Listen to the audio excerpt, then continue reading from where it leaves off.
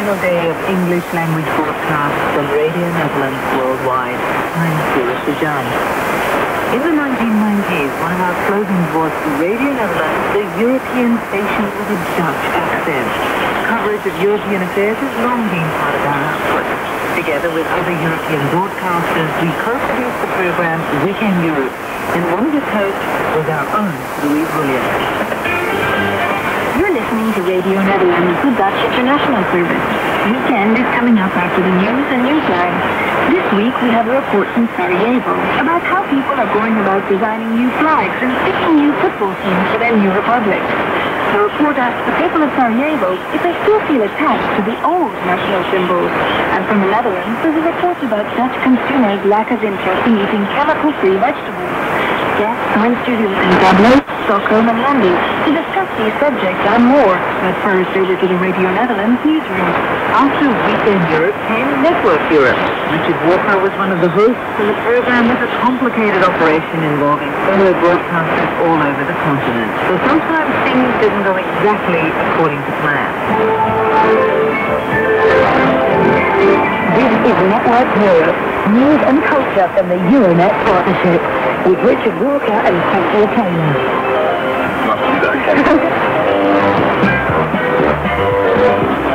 Puli was sentenced along with a Chinese man in the southern city of Gwangju. Emmanuel Atanasiou. And Network Europe skora Björn Kielski. And Network Europe skora... Maybe Definitely coming up and tell that better out.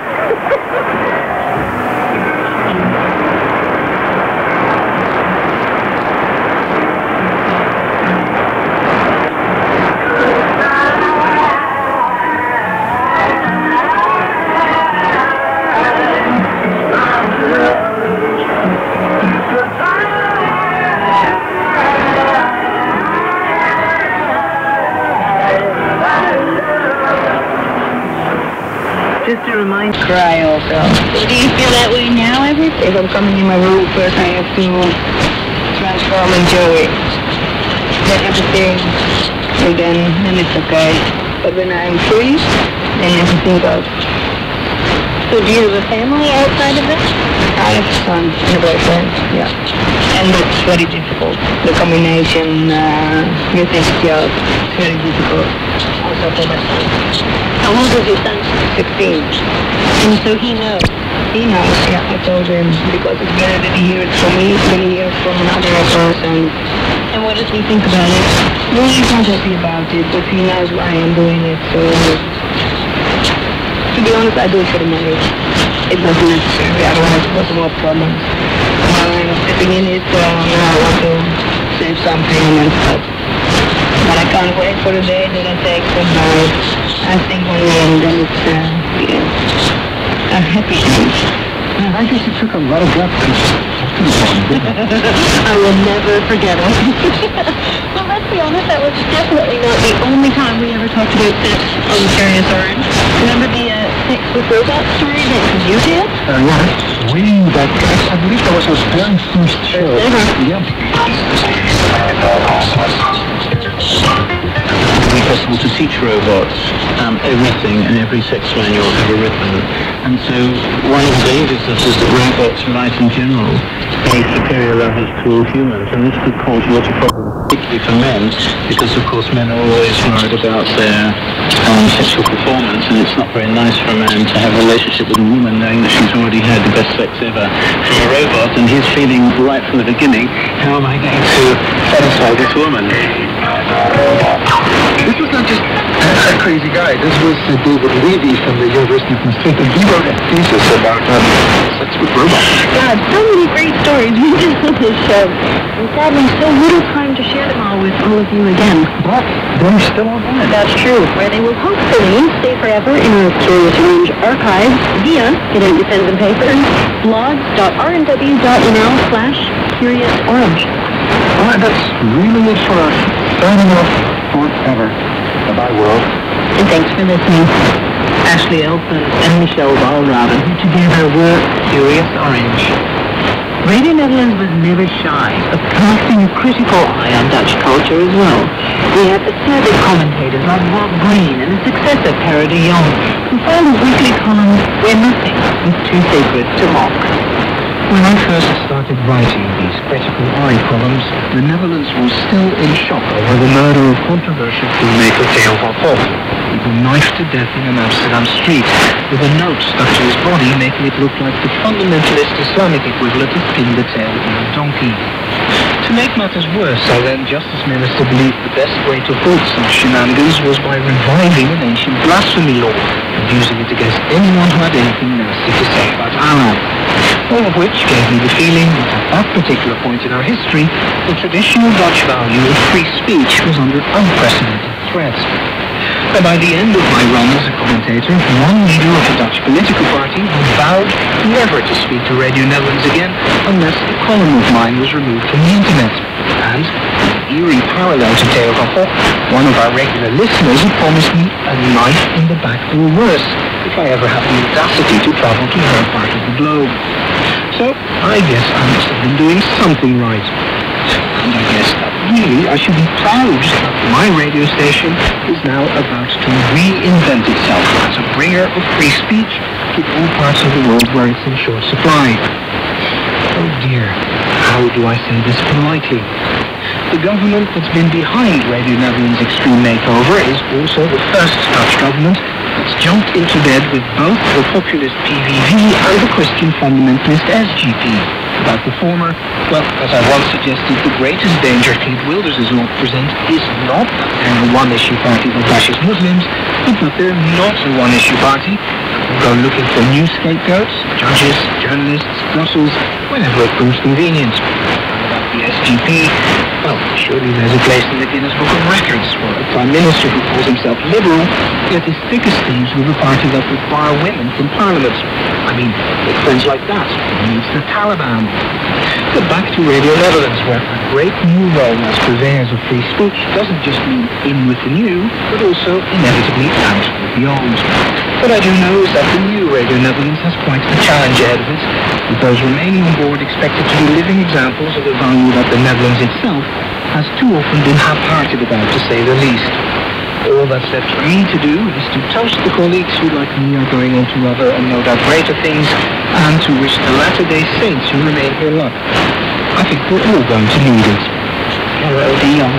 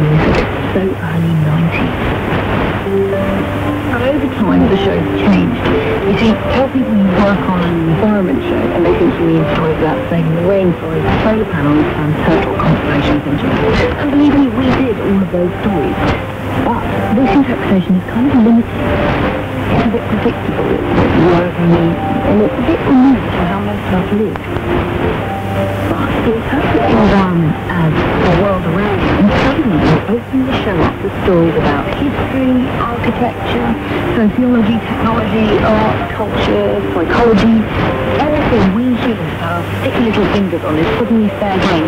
On the show becomes a lot more fun. Even when we pick a subject like the demise of our species. We're talking about the end of the world in this week's show, which As writer Joel Stickley shows, there's no excuse for not separating your recyclables. This is The Apocalypse, as brought to you by your local council.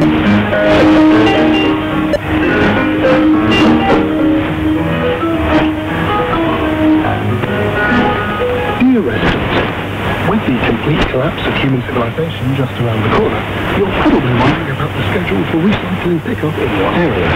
We're pleased to tell you that this service will continue, albeit with a few changes. The brown bin will continue to be used for garden waste, but will now also accommodate masonry, empty shop bin casings, and the ashes of what used to be treasured possessions. The blue bin will be used for not only paper and cardboard, but also a secret stash of clean water and an array of improvised weaponry. Bottles and jars still run in the green bag, which will also be available for the disposal of body parts. But we don't just make stuff up. The bulk of the show comes from interviewing people from all over the world about the wonderful, sometimes crazy things they do. Like Eustace Conway, the last wild American, telling us how living off the land isn't all sweetness and light. I've wrestled deer to the ground myself with my own hands and falling, stabbing them, and being covered in their blood and my blood as we're fighting together, and that severely puts you in touch with your groceries. Or Jack Lawrence trying to catch a parasite to cure his allergies. I know this sounds eccentric, you know, madman goes to Africa, takes his shoes off and walks around with people's proof. He was a great deal more considerate and thoughtful than Throughout it all, I've learned about a host of amazing people out there. They're all looking at how we live and wondering, do we have to do it this way? I wonder, is there another, better way? I have to listeners that I've represented the silent majority on this planet. The billions who probably aren't going to invent some wonderful, better, sustainable way of living, but who equally don't want to make too much of a mess for future generations. The key to living better is understanding how we live now, and I'm so pleased I've had the chance to investigate this for 4 happy years. And I'm so sad it's coming to an end. Cue music, I'm off to find a sustainably smooth handkerchief to wipe away the tears. Thanks for listening. This is Marnie Chesterton. It's been a blast. Those people go on for 1 more month, and then, unfortunately, it too will hit the recycling bin. And as for myself, well, for 23 years I thought of Radio Netherlands as my home, as my family. But most importantly, the microphone I wielded was my passport into people's lives. My wonderful Sennheiser microphone, still the same one after all these years, has recorded so many stories. Many of them have stayed with me. I met Shabnam Ramaswamy nearly 20 years ago in the New Delhi slum where she started a school for the poorest children. What I'm doing is not even a drop in the ocean. The problems are so enormous. But should that stop a human being from starting? I'm not going to paint a rosy picture. I'd never even tell the children that I'm teaching doesn't mean you'll get employment. Because you know what a country is like. But what I believe in is walking tall.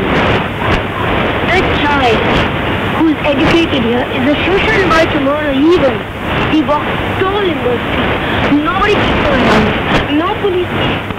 Nobody harnesses and takes away his daily income. I have to teach them the difference between admiration and flattery. How to enjoy a sunset. The understanding of the world, the understanding of why they are born poor. And why they'll remain like this maybe in a country like ours. And yet, as I said, walk tall and walk straight. I've always empathized with my interviewees, laughing with them, living through their stories as they told them to me. There are stories that broke my heart, like this group of old soldiers who told me about their experiences in the Indonesian War of Independence. Some of them said to me afterwards that doing this interview was the first time they'd faced their own demons. And the lieutenant said, just kill him. And I said, no, you can't do that. But I didn't invent another soldier.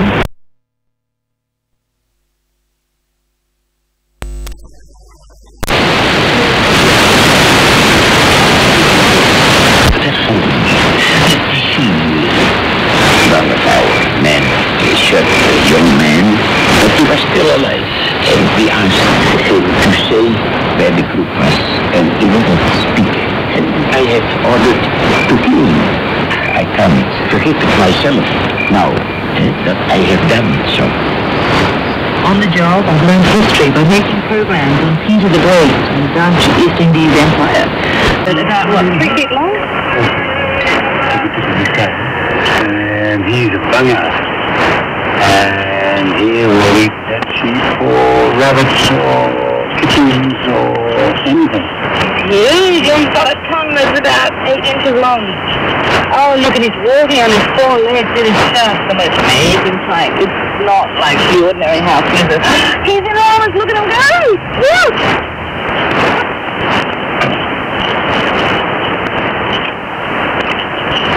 What do you want this kangaroo for? Huh?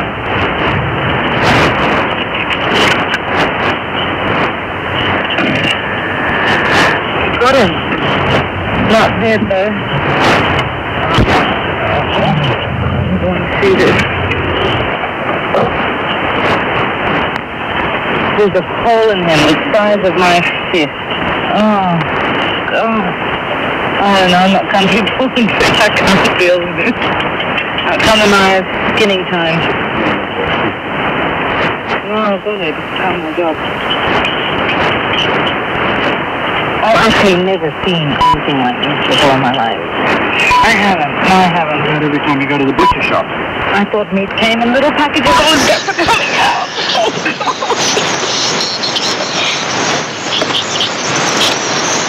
There's simply not enough time to pay tribute to the people, the places, the stories that have given my life meaning over these years. But I would like to leave you with one last clip from a program that seemed to get a particular call to listeners.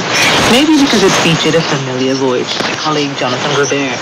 The program is about his romance with his wife, Dragana. It featured Brooklyn Jewish ebullient with a gleam of Slavic Banja Luka.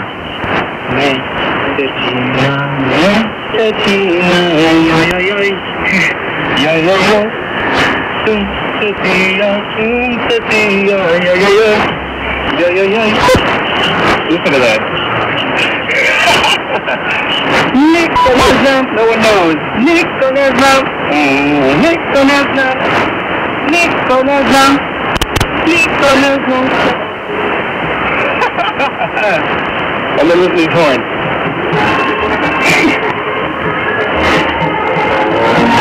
And the Serbs just love this. They love it. And why shouldn't they? You know? It's fantastic. Radio Netherlands presents From Brooklyn to Banja Luka.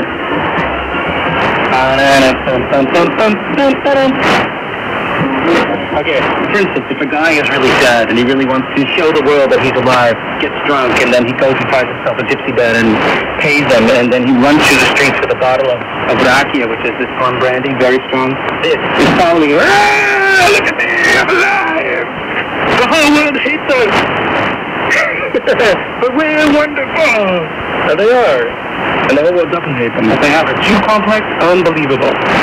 Unbelievable! You'd think the world was persecuting them for 2,000 years. And of course it's not. The world doesn't even know where Serbia is. On a personal note, I want to say that my 23 years here has been a great ride. Thank you, Radio Netherlands, for allowing me to find marvelous stories from around the world. And thank you, listeners, for letting me tell them to you. But before we go, it's important that you know that all these stories we've gathered and shaped into radio programs are not going to simply disappear. Even as we speak, we're busy combing our extensive archives to select the very best of Radio Netherlands programs. They'll be stored for posterity on our site, www.rnw.nl. Please feel free to fish them out, use them as teaching aids, listen to them online or on iPod or whatever new devices will be invented in the future. Because as we know very well here at Radio Netherlands, no one can live without stories. And though most of us will no longer be here in the new incarnation of Radio Netherlands, the stories we've made will never die. Rob Keeler was responsible for the immense undertaking of delving through our archives for the making of this program, and engineer Rick Kingma for putting it together. I'm Dura Sajan. On behalf of my colleagues, past and present, I'd like to thank you all for listening and wish you one final goodbye from Radio Netherlands worldwide.